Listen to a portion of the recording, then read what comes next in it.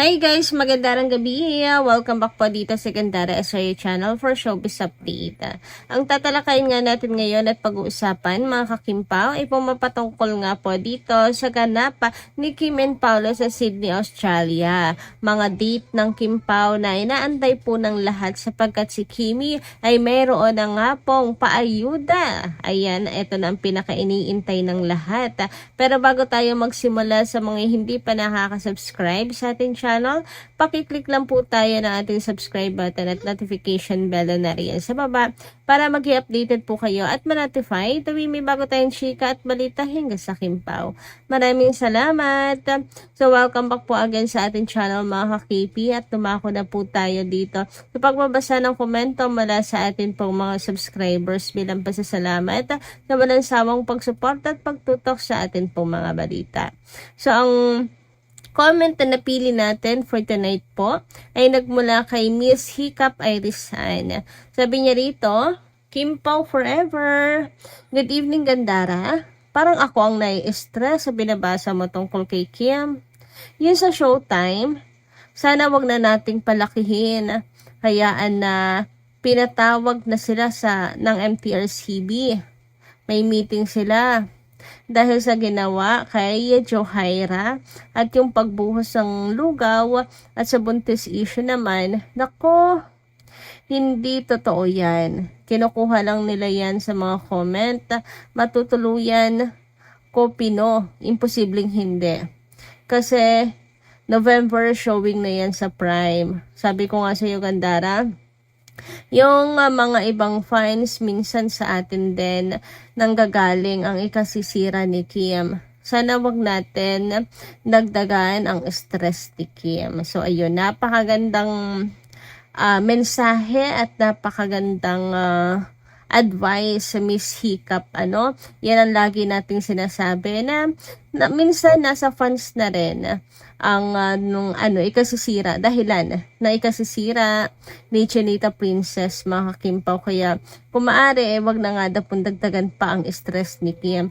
Ang daming nangyayari kay Kim, no? Ang daming banat, ang daming issue na pinupukol po sa kanya kahit wala namang kwenta mga kakimpaw. Buti nga mga walang kwenta lang to mga kakipi, hindi tulad ng iba na yung grabe yung intriga sa kanila, super talaga.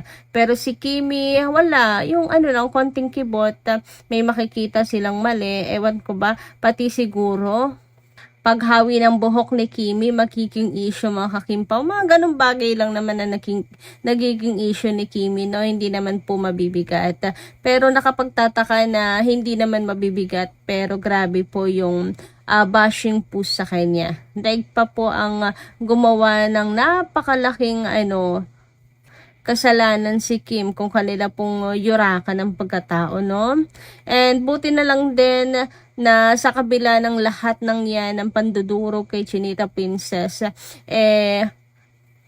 marami pa rin pong mga blessings na dumarating sa kanya. Parang ang kapalit nga nun, mga kakimpaw, ay malalaking blessings Di ba pansin nyo rin mga kakimpaw? Tuwing target and craving sila si Kim, ay mayroon pong mga magagandang nangyayari at big blessings na dumarating sa kanya. Samantala, dumako naman tayo dito sa next topic natin, mga kakimpaw. Sabi dito, my fun girl heart is so full this month. I'm forever grateful to Kimi for giving me one of my absolute favorite birthday memories. That encounter in Zambo made such a lasting impact on my heart. Thank you and I love you so much, Princess Chinita. Always here for you. So, ayan po ang ilan lang sa mga example ng hatid ni Chinita Princess po sa kanyang mga fans. Baka sabihin ng iba, puro pa-cute lang si Kimi sa Showtime. Once kasi may nabasa akong ganun mga kakimpaw, si Kim daw ay panay lang ng post ng kanyang mga pa-cute picture sa Showtime, ganun. Pero nagkakamali sila dahil ang bawat ngiti ni Chinita Princess ay mayroon pong hatid na kaligayahan sa puso ng mga fans. Ayun yung pagiging humble ni Chinita Princess, grabe. Talagang ang tindi po ng ng nagagawa nun sa buhay, yan ang kanilang mga supporters, ng kanyang mga supporters. Tulad na lang nun, di ba? Nag-message po siya kay Kim, tapos nabasa ni Kim and hinart pa ni Kimi, di ba? Napaka-humble ni Kim at as much as possible, hanggat kaya niya, mga kakimpaw talaga, gumagawa siya ng ways para maramdaman lang ng mga fans na abot kamay lang po siya. Hindi po siya yung sobrang taas na parang hindi na maabot. Hindi ganun po si Kim. As much as possible talagang ginagawa niya ang kanyang best para po ma-entertain ang kanyang mga supporters, mapasalamatan at maramdaman na sobrang na-appreciate niya at mahal niya ang kanyang mga fans. Yung iba kasi masyadong mataas na mga kakimpaw, hindi na po relatable. Pero si Kim, super relatable pa rin po sa kanyang mga fans. Samantala, dumako naman po tayo ngayon at pag-usapan mga kakimpaw ang isa sa pinaka-inaabangan po ng lahat. Ang ganap, ang date ni Kim and Paolo sa Australia. Yes, mga kakimpaw, inaantabayanan nga po ng lahat ang naging lakad ni Kim and Paolo, lalo na yung kanilang Michelin date, mga kakimpaw. At eto na nga, finally, si Kimi, no, nag-share na rin po ng kanilang mga ganap ni Paolo Avellino sa Australia. Kaya naman, buhay na buhay at kilig na naman po ang mga fans sa paayuda ni Chinita Princess. So narito lang naman po ang update ni Kimi sa kanyang social media account. Ilang mga pictures mula po or kuha po sa isang sigurado pong mamahaling restaurant, mga kakipi. Ayan po, July Bites. Ito po yung mga update ni Kimi, mga nakakulage, and nakapukaw po ng atensyon ng mga fans. Ito nga pong mga masasarap at nakakatakam po na pagkain na shinare ni Kimi. So malamang daw, mga kakimpaw, ito po ang naging date ni Kim and Paolo. Sa sunod yan, mga kakimpaw, meron ng pakamay, meron ng pasalamin, meron ng papon sa lapag, and meron ng pictures nilang dalawa. So sa ngayon, pagkain muna, mga kakimpaw. At least, 'di ba? Shinare po ni Kimi ang kanila pong ganap ni Paolo Avellino sa Sydney. Actually, hindi nga po ito inaasahan ng lahat kasi nasanay tayo na kasi usually hindi naman po agad-agad nagpo-post ang Kimpaw, after a month pa, after years pa, saka. Pero ngayon ay mabilis na pong nagbibigay ng ayuda sina Kim and Paolo, and something na dapat nating ipagpasalamat, mga kakimpaw, kasi kung tutuusin, hindi naman po obligasyon nila Kim and Paolo, pero ayun, nagbibigay pa rin po sila ng ayuda.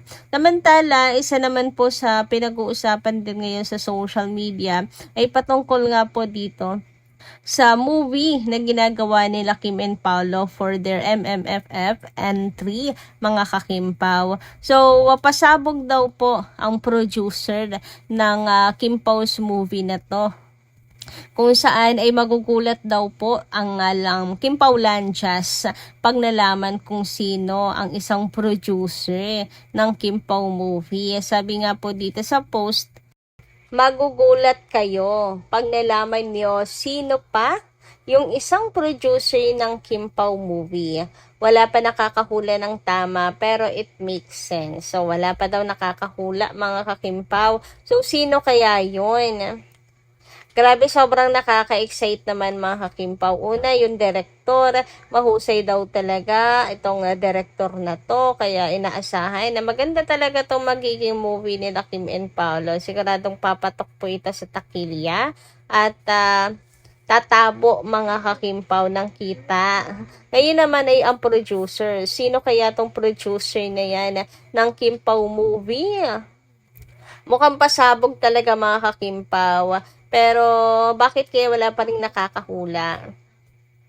Baka naman si Paula Avellino to, ha? Talagang all out sa pag-produce ng mga pelikula nilang dalawa ni Kimi. Ay iba ang tama ng isang Paula Avellino sa isang Prinsesa Chinita. Grabe, sayang naman. Wala man lang po silang paklo kung sino mga kakimpaw. Ika naman nila, masyadong matalino ang Kimpawlansya. Kaya kahit na maliit na clue lang ang kanilang ibigay ay mahuhulaan na kaagad. Kaya ayan, bahala na daw kayo mag-isip kahit walang clue. Paunahan kung sinong unang makakahula mga kakimpaw. So sa may naano na ba kayo? May naisip na ba kayo mga kakimpaw? Mukhang mahusay daw tong director mga kakipi. And then itong producer na to na mukhang pasabog at talagang ikagugulat natin pong lahat. Grabe, sobrang nakaka-excite naman. Sabi nga ni Sir EJ, ayan, pati siya ayaw rin pong magbigay ng details kasi nga dati naman nagbibigay po siya ng details pero ngayon hindi daw po talaga kasi wala rin naman daw po siya sa posisyon. Sabi nga niya, I am not in the position to reveal details of the movie. Just like any fan, I am just excited. Dream ko kasi for them yun.